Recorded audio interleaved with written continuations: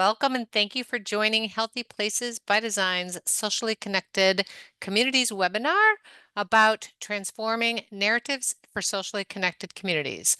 Give me one moment while I share my screen.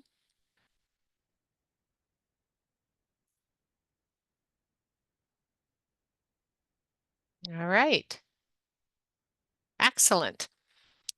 All right, so Healthy Places by Design's webinars are a component of our Socially Connected Communities Network, which builds and supports a movement to advance action that results in more socially connected and equitable communities.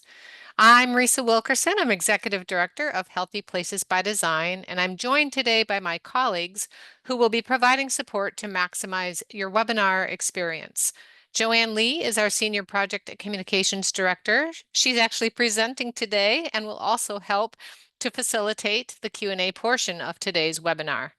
And Becky Snyderman is our Project and Events Manager and is serving as our chat monitor for this webinar, as well as providing Zoom platform and logistical support.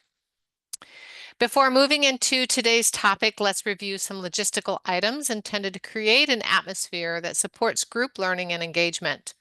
The chat box is a space where we can share and learn with each other. This is a network after all. Please use this chat box to add comments, reactions, and any links to related resources that you think could be helpful to others.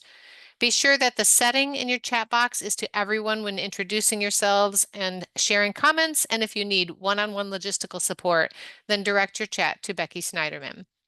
We know that participant chats can be a great way to gauge how the webinar content is resonating, but if you do find the discussion in the chat to be distracting, you can close it and disable the chat notifications in Zoom.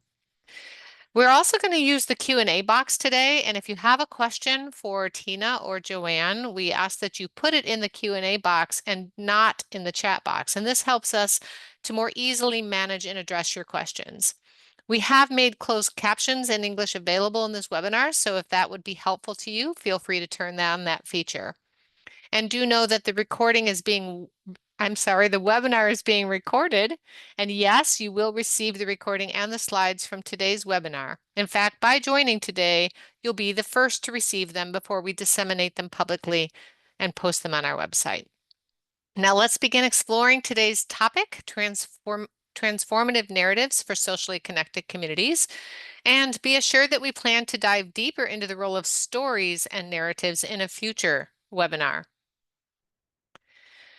We're going to start today by asking you all a poll question. We'd like to learn about what's happening in your communities. So first, if you could respond to this question, are you currently addressing narratives as part of your community work? And if you're answering yes to that, we would love for you to use the chat box to describe your narrative efforts. What strategies are you using? And that'll be helpful to us now and to your colleagues as well. So we're going to give that just a second. Great, Risa. And while we're giving folks a second, I'm wondering if we can switch the slides to presentation mode Oh, sure. so we don't see the notes. Yeah. All right, we're going to do this differently then. Now, I practiced that multiple times and somehow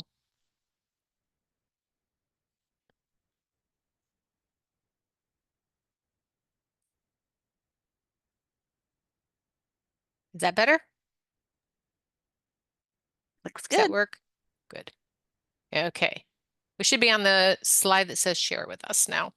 All right, so we can end the poll. It looks like we're kind of half and half. Half of you are using strategies and half of you are not yet using them. So we're glad that you're here. All right. Okay, good. So let's get started. We would love to introduce to you our two presenters. If you've been here at all, you are familiar with our first presenter, Joanne Lee. She is our Senior Project and Communications Director with Healthy Places by Design. She engages directly with leaders and funders to develop initiatives, build capacity, and provide strategic coaching and technical assistance across all phases of planning, implementation, and sustainability.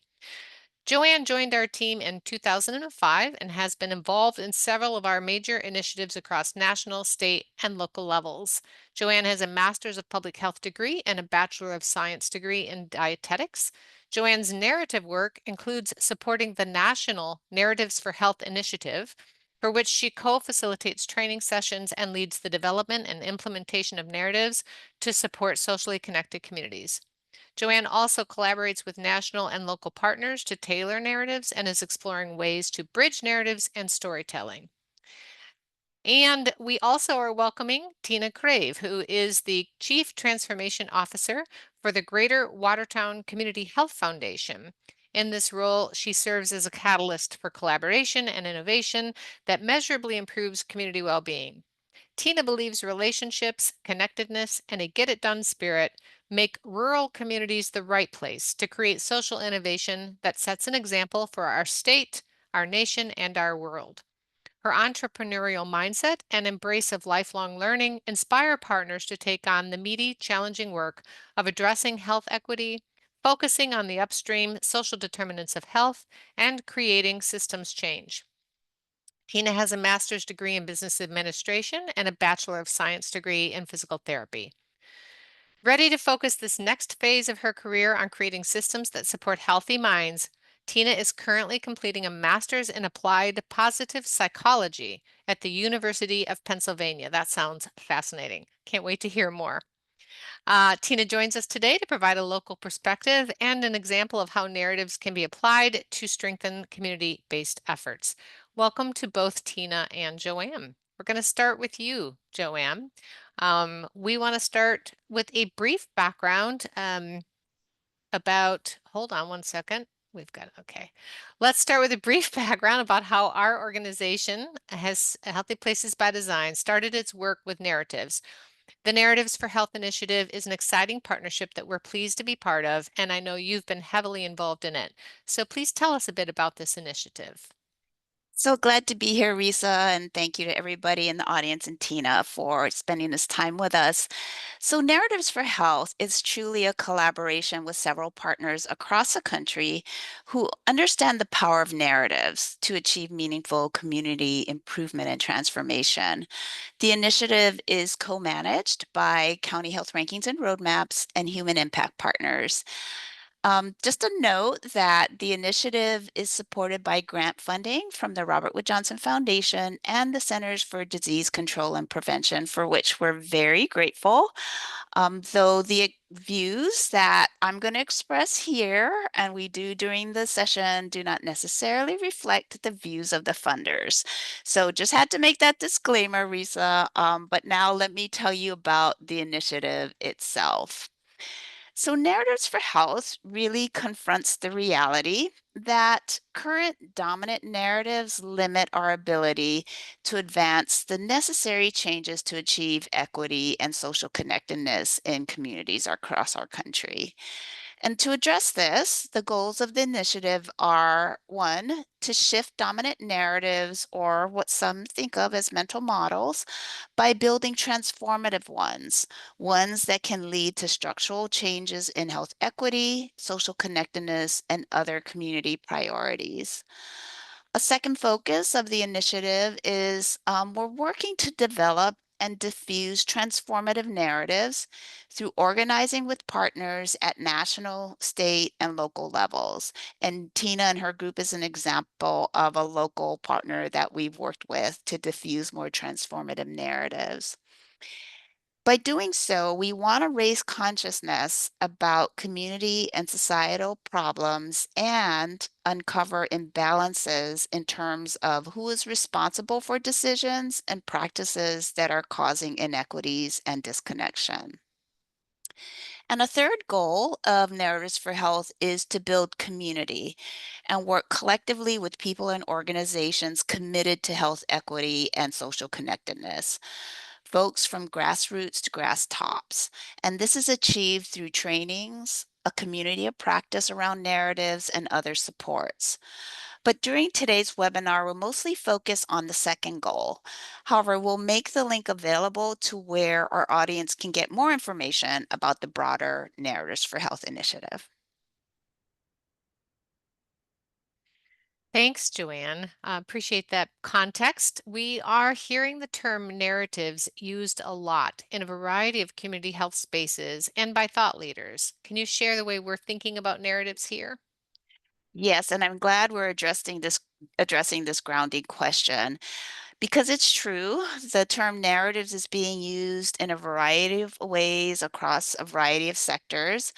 And if we go to a dictionary definition or a few dictionary definitions from Merriam-Webster, Oxford, Cambridge, we'll see that the term is commonly used to either refer to one, stories, or secondly, as representations or expressions of underlying values. In our work, we lean closer to this second way of defining narratives. So, more specifically, we view narratives as being grounded in values and beliefs that influence our mindsets, the way we view the world around us, and our behaviors. Now, a visual image was helpful to me when I first was exposed to narratives and related concepts. So I thought, Risa, we could share these images and it might be helpful to our audience. As I mentioned, we view narratives as the underlying values, and we view them as being separate from communications and stories. Narratives are its own critical component in the kind of work we want and strive to do. Both of these images, I think, do a nice job of showing that narratives underlie things like communications and talking points. So think of narratives as informing communication strategies and messaging. And narratives are then expressed through stories we tell and hear, as well as through images we see publicly. And narratives influence decisions that lead to formal policies and to more informal practices that become part of a community's culture. The underlying narrative then acts as the frame or lens. It influences our actions and how we make sense of what's happening in our world and communities. So, narratives inform the elements you see at the top of these images. So, what creates narratives? The core values and beliefs that we hold as individuals and collectively with the groups around us are what creates narratives. They are the things we're told and taught that are right or wrong while we are growing up. They include lessons from parents and caregivers, teachers, faith leaders, supervisors, mentors, as well as things we pick up consciously or subconsciously as we navigate life in the world and our communities. It can include unspoken rules of conduct. Whether narratives are visible or invisible, it's important to become aware that narratives are always operating all around us and influencing what we think we can and cannot do. In that sense, narratives are part of our environment or ecosystem, or like these images show, an ocean that we're swimming in. People are operating on narratives every day, but the more conscious we are about what the current dominant narratives are and how they are getting in the way of achieving the kind of equity and social connectedness we want to see in our communities, the more we can be intentional about taking action to change those narratives. So, Risa, if people take away just one thing from today's session, I hope it is an increased awareness of the narratives that are operating in their communities and how they are influencing them in their work. To ignore narratives is essentially to cede power of our ability to choose to change narratives and, by extension, our actions. This is also important because we know that narratives can be more powerful than facts. And I think some of us are seeing that now happening. Because we hear the dominant narratives repeated so much in the media, in our interactions across social circles, these powerful public narratives influence the way we order or make sense of the information, data, and facts we encounter. They become the filter that can distract us from reality and the possibility of seeing our values expressed in the world. So again, visuals are great. It might be helpful to talk through a couple of examples of narratives and what underlies them. So many of us have heard messages like the ones you see at the top of the ocean here. Pull yourself up by your bootstraps. What I do doesn't affect you. Why should you care? Hard work is what will make you successful. But consider the underlying beliefs and values under those messages. So it's really the narrative around individualism, the values around self-reliance, not being controlled by others, personal autonomy. Let's look at another example. So this one is around the narrative of interconnectedness, which could be seen as a counter to individualism. And the underlying values around interconnectedness, some of us here share that the recognition we are interwoven. There's interdependence that happens in communities, valuing inclusion, realizing the power of collective impact versus individual impact, and the ways that this narrative might get expressed in messages and talking points are we can achieve more when we work together. When you do better, we all do better. That's super helpful, Joanne. I found those visuals really compelling, really helpful to me as well to sort of start seeing some of what can be invisible out there. And I'd love to just spend a moment on what these current dominant narratives that are influencing us are. What are they? What's getting in the way of equity and social connectedness in communities? And where do these dominant narratives come from? It is really important to understand what the current dominant narratives are. So, just to kind of define dominant narratives, those are the ones that express the values and beliefs that are held by many people at the current time. A couple of important points to keep in mind are that one, narratives are not static, just like our world. It's ever changing, ever evolving. And secondly, the dominant narratives are often determined by the people who hold the most power at the current time, not necessarily by a majority of the people. So people who have power, think about that, include those in positions to make decisions, such as elected officials, those who influence public opinion, such as the media, and those with financial resources to impact where attention is invested in our communities. Because people in these types of power positions so heavily influence the current dominant narratives, their values and beliefs become embedded in the systems, policies, practices, and structures within our communities. In terms of what the current dominant narratives are in our country, you can actually track a set that has persisted over the past 40 to 50 years. And there was a purpose to wanting people to think this way. It benefited a small number of powerful elites at the expense of other or certain groups. It's important to note that some of the terms being used to name the current dominant narratives are not completely bad or wrong in themselves. It's in the ways in which these narratives are taken to an extreme or used as talking points in campaigns that then influence decisions and lead to policies and practices that can cause harm. So again, the values are the narratives, but when they get turned into talking points, decisions, that's when they actually can get expressed in harmful ways and actions. Some of the current dominant narratives in our country are individualism, as we touched on, the value that we're all on our own and we're solely responsible for our own successes and failures. Another one is anti-government. This is the narrative that government should be minimized except for the functions of things like military defense or to defend the economic market and property or to protect a specific view of nationalism, race, gender, or sexuality. A free market narrative is also current in our country.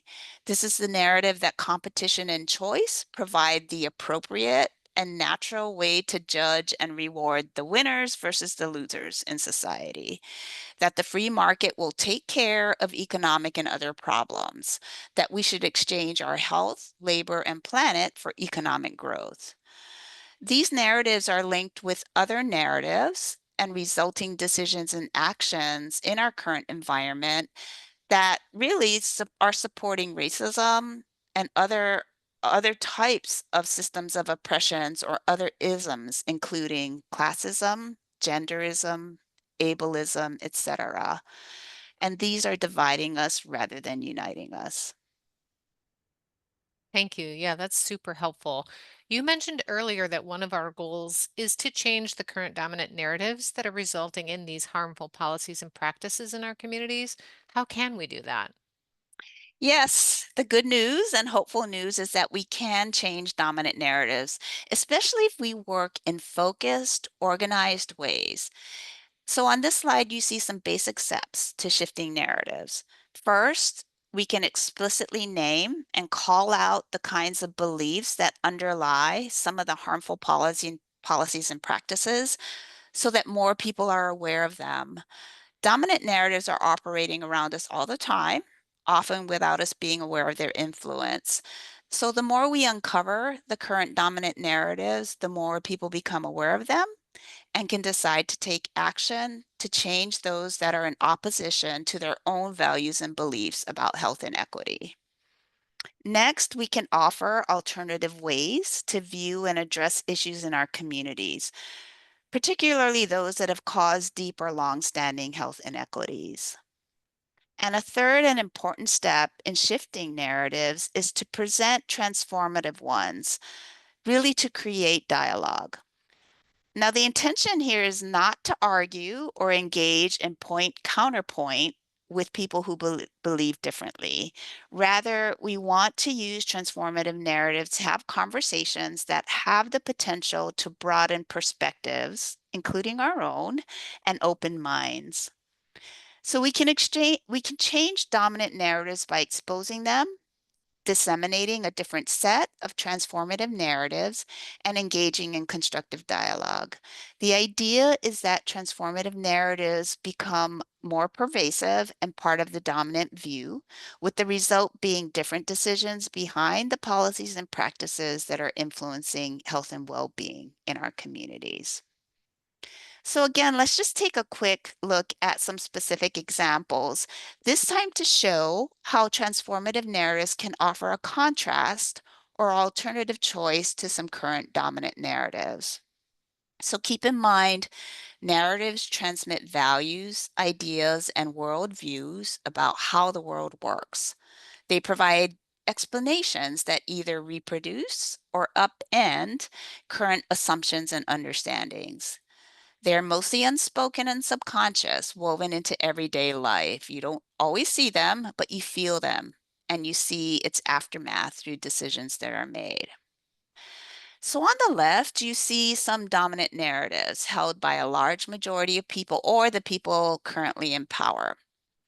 On the right, you see transformative narratives that raise a different set of beliefs or values that can influence decisions, policies, and practices in our communities. The scarcity narrative causes people to believe that we live in a zero-sum society. You hear it expressed as there being clear winners and losers in society, and it can be positioned to make us believe that competition for resources is necessary and that it drives innovation and economic growth. A transformative narrative of abundance acknowledges that in the communities and society we live in, we have to share resources, and working together enables us to maximize those resources so we can all thrive. And that sharing resources enables us to leverage them and have greater impact. The status quo narrative is rooted in a fear of change and a belief that we can stop change, versus the reality that change is a natural part of the way our world works. The alternative narrative of seeing change as growth also recognizes that we can either let change happen to us or around us, Or we can embrace change and take actions to determine how change might influence us and the communities we live in. Common narratives may also center on individual behaviors, but with a transformative narrative, we open up new possibilities around interconnectedness and convey beliefs such as it is possible for all of us to have what we need to thrive, or your well being is tied to my well being and we won't leave anyone behind. So I just encourage all of us to imagine a world where social connectedness and health equity are realized because we are living out and operationalizing the set of values on the right and the opportunities they open up to transform our structures, systems, and decisions. Thank you, Joanne. That is very exciting and brings me some hope to think about that transformation. And now our audience is in for a treat because they are the first to hear about Healthy Places by Design's leadership in developing transformative narratives to support socially connected communities. Will you tell us a bit about the process you led? Yes, I'm so excited to really unveil this set of national socially connected communities narratives. So, after developing a set of health equity transformative narratives, the Narratives for Health Initiative partners wanted to use their narrative building process to develop other sets of narratives to offer alternative views to tackle other pressing community issues. Healthy Places by Design took the lead on developing transformative narratives to support socially connected communities because of our deep focus on this issue, as well as our wonderful network of partners across the nation. So, our first step was to engage a diverse set of people, some of who are in this webinar, and I'm so grateful to see their names. And these folks became our narrative builders for socially connected communities. And we were so fortunate to engage first professionals with experience and expertise with the issue of social connectedness, loneliness, and isolation. Secondly, community leaders and practitioners who are working directly to address these issues. And thirdly, very importantly, individuals with direct lived experiences with social disconnection, people with identities and intersectionalities that relate to the groups that we know tend to experience isolation and disconnection disproportionately. And on this slide, you see the self identified identities of some of our narrative builders. We started the process a year ago, so January 2024, and to date, we've gone through 4 rounds of group and individual meetings and conversations to develop the current set of transformative narratives for socially connected communities. Our narrative building process started by first naming the deep grounding values and beliefs that narrative builders have about social connection. We were grateful that they were so willing to disclose and delve into past experiences, including some that were challenging, to share the values that you see here. This set of values and beliefs also serve as the reasons why we believe that socially connected communities are possible. And here you see the main narrative statements that convey a vision to transform our communities to be socially connected. They represent our vision and, like you said, our hope, not the current reality. And these statements and accompanying subtext are intended to serve as a springboard from which community leaders, practitioners, and champions can use to create socially connected community strategies, materials, and other types of products to use in their work and efforts. Each of these main statements that you see here are accompanied by eloquent subtext that our narrative builders helped to draft and develop. And together, the narrative statements provide more information. Well, the subtext provides more information and context behind the statements you see here. We'll make the full set of socially connected communities narratives available after we hear from Tina and just before we get into the Q&A portion of the webinar. So stay tuned, everyone.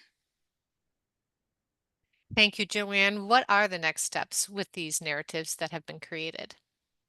The exciting thing about where we are in the process is that anyone in our webinar audience today can be part of the next steps. It's important for me to first reinforce that, again, narratives are not static, that they are open to changing based on the issues and what's happening in the world and who is in power to make important decisions.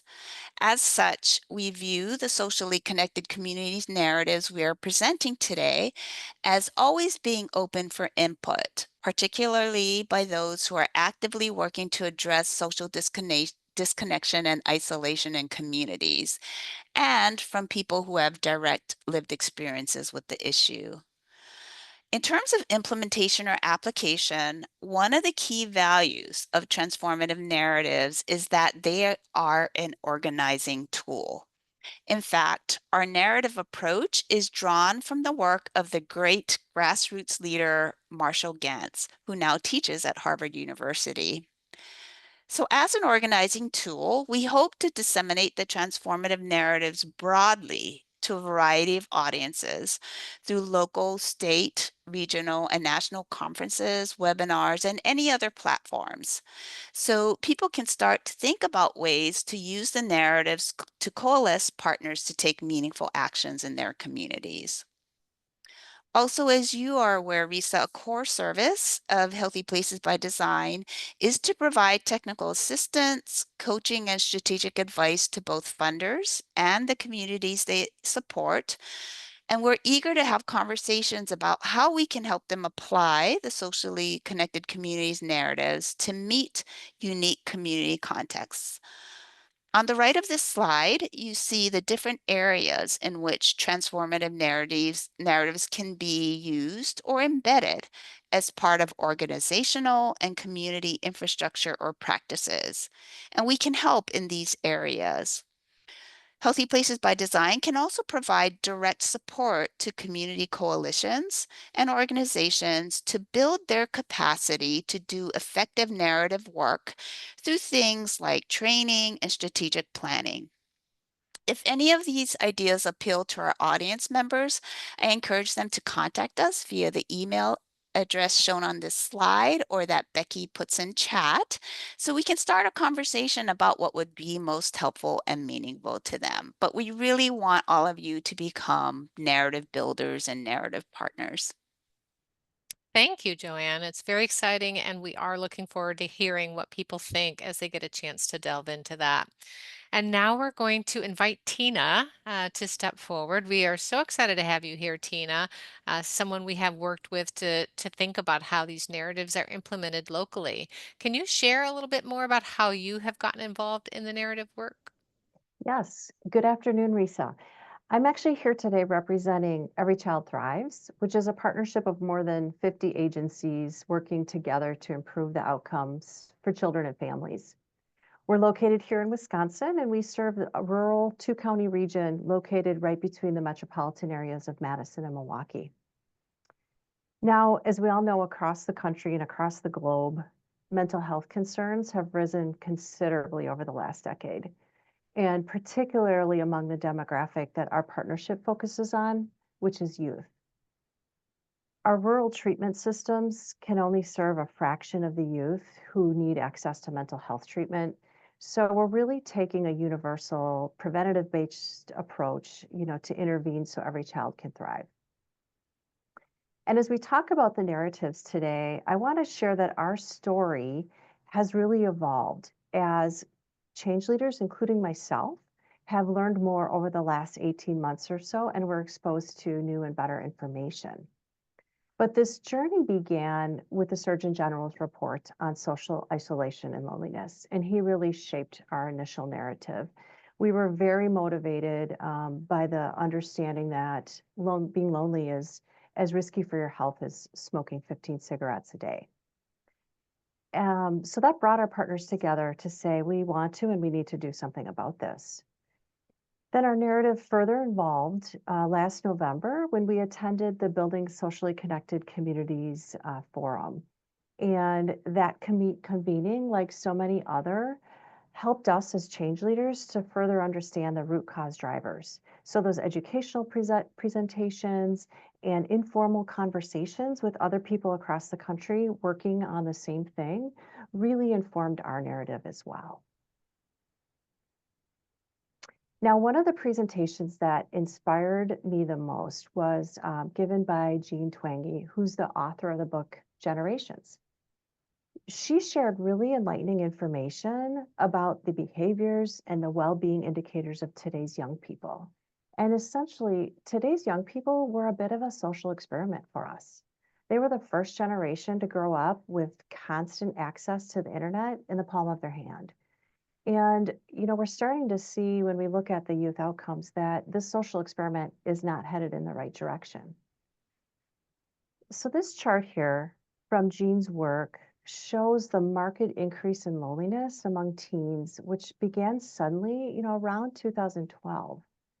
And as it also shows, is this drastic hit to youth well-being isn't just a United States thing. There's a global trend of youth loneliness, of mental health disorder, and as you'll see on the next slide, unfortunately, a corresponding marketing decrease in global academic achievement. So we came back to Wisconsin, really focusing on activating the healing power of social connection for our youth, for us, and for the community at large. And given that our partnership focuses on systems change, we use this model, it's called the 6 conditions of systems change, to engage the right stakeholders to ultimately shift the policies, the practices, the resource flows in our community so that we can eliminate the root cause barriers to health. This 6-step change process always starts at the bottom of the pyramid with developing a shared mental model. Now, Joanne's using the words today, narrative. Narrative and mental model are the same thing. I use both words, and I'll try to use the word narrative today, but if I switch back and forth, please forgive me. It's the same concept. And when we're working to achieve a shared narrative or mental model, which I think is, a common understanding of the problem that we're trying to address, when we achieve that common understanding, we open hearts, we create hope inside of individuals, and we activate a desire for those individuals to make a difference and to contribute to positive change. Once we open these hearts and minds, we are able to inspire the people that can influence change to take action. And that's where we leverage that middle row of the pyramid, the relationships, to develop partnerships and to have shared action that can shift policies, resources, and practices. So in addressing youth loneliness, we need everyone from parents and school leaders, healthcare leaders, faith leaders, elected officials, and teens themselves to have a shared narrative or mental model around what's influencing this current challenge. And when we have conversations in our community, and by conversations, I mean two-way dialogue, it really helps all stakeholders recognize, one, that we have a problem with youth loneliness and mental health. And it helps us, most of us intuitively recognize that technology is influencing our social habits in good ways and in ways that are not so good. And we become open to thinking about the role of technology might play in our sense of loneliness and social connection and our youth sense of loneliness and social connection. So what this looks like in practice is, for example, parents, if you can go back to that pyramid Oh, just for one sorry. sec, that's okay. Parents leverage the relationships and the natural power dynamic that exists with their children to influence healthier practices or policies at home. And that might be simple things like we put our cell phones away at dinner, or we put our cell phones in the kitchen at 8 o'clock at night so we can get a good night's sleep. One other Yeah. example that would be the school board members who leverage their relationships with teachers, with school leadership, and with other parents in the community to really reflect on the school practices that they might be able to influence to impact well-being. Thank you, Risa. Yeah, I love those examples. They're very real, they're grounded. They help us to see kind of an individual level and a community level, what does this really look like? And I also so appreciate that your partnership is really thinking deeply about experiences of youth. We know that they also experience loneliness at high levels, as you've mentioned, and the impact of that on mental health and their work. That's so important that a community is really wrapping themselves around them. What was your process for developing local narratives to support socially connected communities and social connection in youth? Yeah. So, a year and a half ago or so, we read this great article from the Frameworks Institute. It's called Changing the Narrative Together: Three Effective Strategies for Talking About Youth Mental Health. And a link to this will be provided in the follow up webinar materials. But this article talks about three dominant narratives or mindsets, and some of this will reinforce what Joanne was sharing.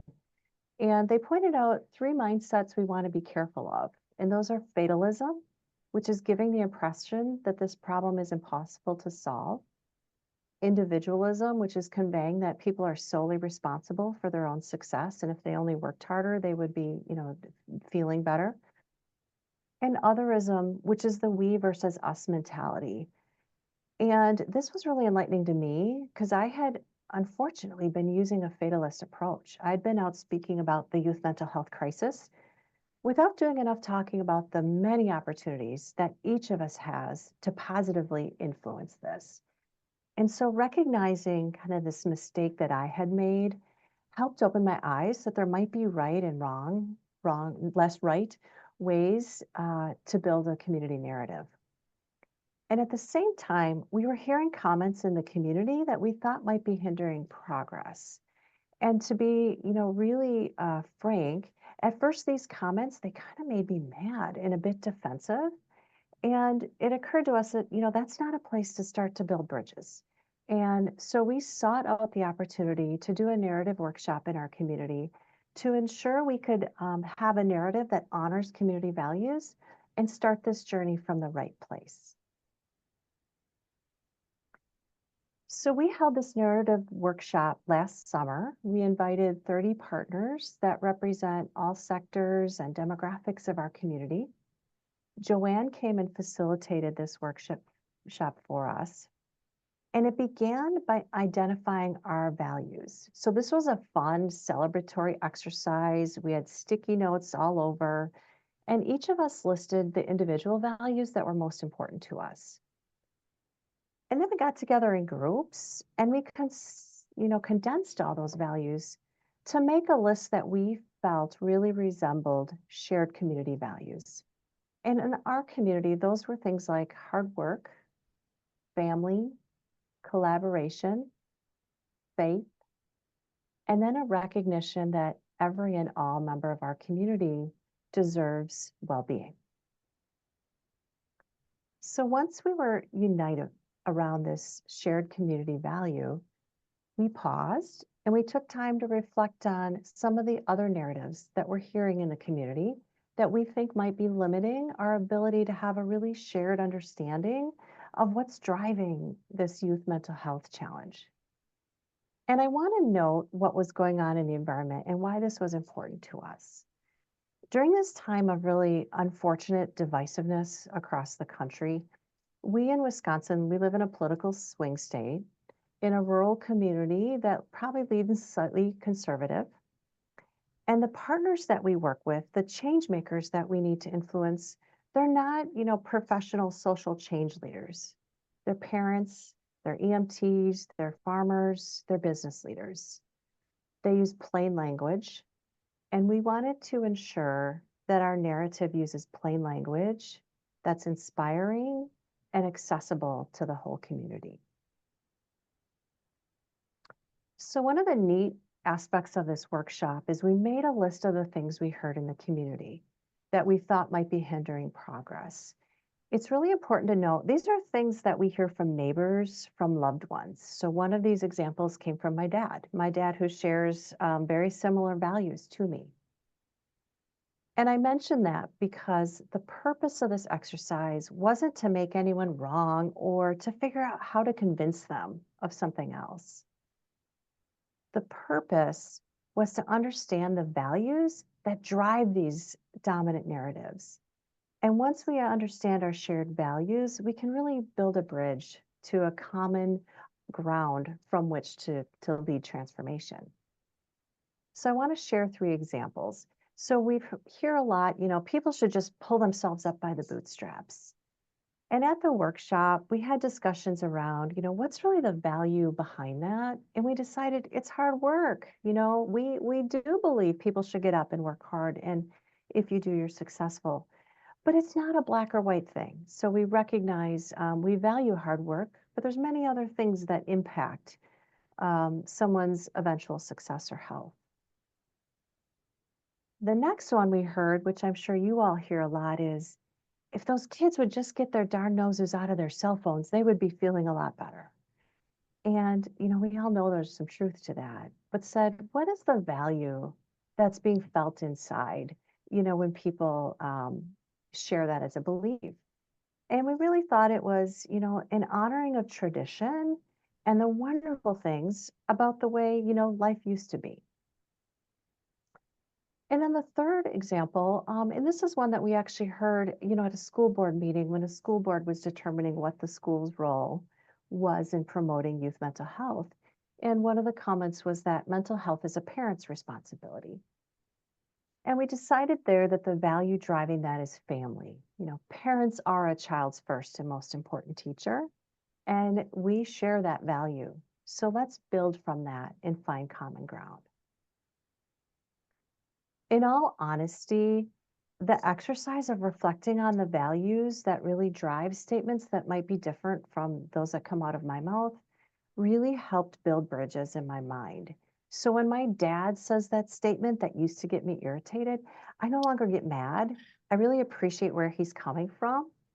And I can have a calm conversation with him about, the common ground that we have. So again, the purpose of this is to identify the values we all share and build from those values to accomplish some great things together. I love that, Tina. Maybe all of our family can get into a narratives training workshop. It's really impressive, the thoughtful process that you and your partners went through to develop these meaningful local narratives. Tell us what the results have been, please. So we have a formal statement with 5 narratives. I won't read these. These will be available for you to review, but they acknowledge that we want to benefit everyone. We live in a changing world and we're all struggling to find health in a changing world. That human connection is powerfully boosts well-being. And then the most important part of our shared narrative is that together we have the power to transform the future. It's beautiful. Yeah, so with that shared narrative, we built a community toolkit so that, dozens of us could go out into the community and have conversations and really build that shared mental model or narrative. And these are available on our website for any community members to download. So there's presentations and videos and handouts. The link will be provided for you all as well. And we really focused on having these conversations with the individuals who might be able to have the greatest impact on long-term solutions, on policies and resource flows. So we're talking to parents and teens themselves. We're talking to school board leaders, to healthcare providers, to boards of public health, and to our elected officials at the state level. Our next step, which I'm really excited about, is to really activate our teens as advocates for better policies. And so we're looking forward to hosting a summit for teens and their parents this fall, where elected officials and others will get to hear from the teens, and they can really formally guide our work. So our narrative continues to evolve as we learn more. And I wanted to mention a couple of resources that have been incredibly helpful for us. I mentioned early Jean Twangy's book, which is awesome. And some of you might have read Jonathan Haidt's best-selling book called The Anxious Generation. I think this is an absolute must read. There's really robust information that we can all use to achieve awareness and to achieve a shared narrative about loneliness and youth mental health in our community. We need to face it. Digital technology is reshaping our lives. And it's becoming clear that in some ways it's not always for the better. I think we're learning that it's technology or too much technology is particularly harmful for developing brains. And this group of young people is the first generation to grow up with this constant access to technology. I think the popularity of this book reaffirms what many of us have felt intuitively, that the constant use of digital technology is taking away from the things that we need for well being, like in person human connections, like play and laughter, and like 8 hours of sleep a night. So I would recommend this book. It's equipped us with recommendations for 4 distinct policies and practice changes that can protect developing youth mind. So those are listed there. And I want to extend an invitation. If any of your coalitions are working on similar efforts, I'd love to hear about it and see how we might work together. So in summary, in the words of our Surgeon General, together, we can build a community that is healthier, more resilient, less lonely, and more connected. I thank each of you for your commitment to leading journeys that activate the healing power of social connection in your communities. It's an absolute honor to share this journey with you. Thank you.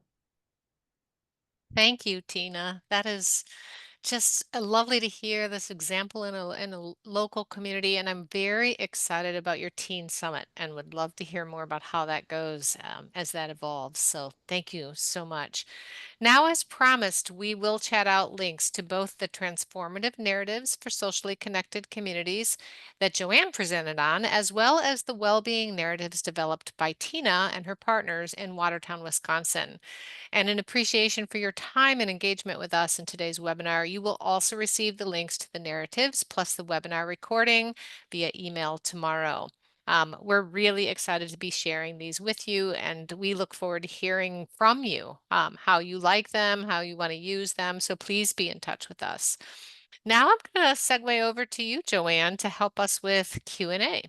All right. I'm just really appreciating my eyes and my mind were going from chat to the Q&A pod because we had lots of really nice engagement in both. And Tina, we're actually going to start with a question for you from J. Marie. And J. Marie wants to know, are the different groups getting together in the same room, seeing, hearing each other, and having conversations? I hope I stated that correctly. Yeah, so we're in the phase where different sectors of our community are out talking to the stakeholders that they have relationships with. So our school folks are talking with parents, and public health is talking with parents of young infants. We have done a couple like community reads and large community conversations. So in that essence, yes, they are getting together. But I must say, we're at the phase in the journey where it's primarily we're all just going out and talking with the groups that we have the closest relationships with to start to build some early adopters. That makes sense. And we have a question from our friend Shayna. I'm so glad she's here with us today.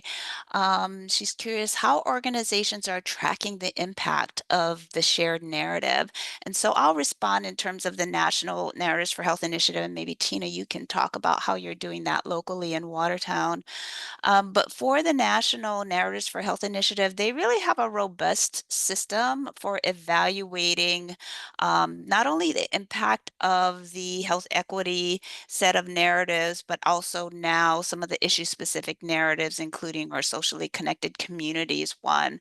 I don't think I can go through all of the the the ways they're tracking it, but certainly through one-on-one interviews, focus groups with people who have been exposed to or trained to use the national narratives, tracking how they are using it, in what ways are they using it.